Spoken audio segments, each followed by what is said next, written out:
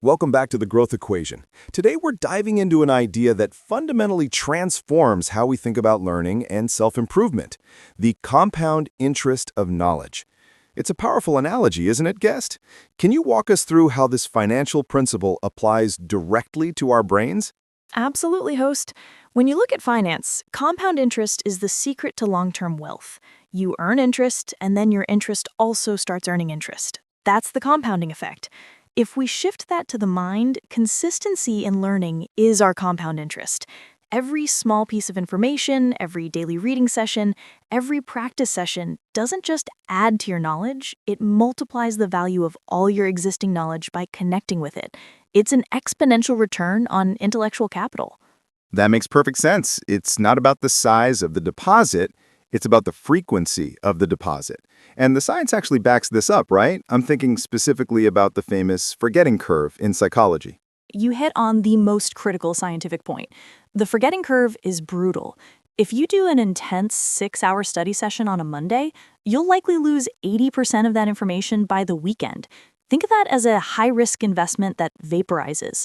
But if you take those same 6 hours and distribute them into short, say, 30-minute sessions over 10 days, your retention increases exponentially. It's a low-risk, high-assurance, long-term investment in your memory. Wow, that shift from intensity to distribution is profound.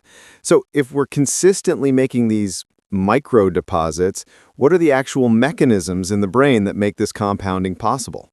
There are 3 key mechanisms. First, there's accumulation. Those short, frequent sessions allow information to consolidate properly into long-term memory. That's your daily reinvestment. Second, connection. Spaced repetition forces the brain to form stronger, more resilient neural pathways. This is the moment a concept from history connects with one from economics, giving you a totally new insight. That connectivity is your real return.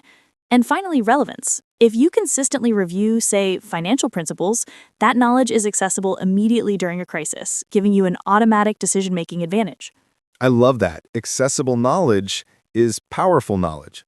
Let's get actionable. How do our listeners start applying this today, especially when we all feel like we don't have enough time for massive study sessions? We need to abandon the idea of the heroic sacrifice and embrace the power of the small. The best practical framework is the 1% rule. Don't aim for a quantum leap. Focus only on improving by just 1% every single day. That tiny, consistent improvement compounded over a year translates to an accumulated gain of 3,700%. That's the math of compounding applied to effort.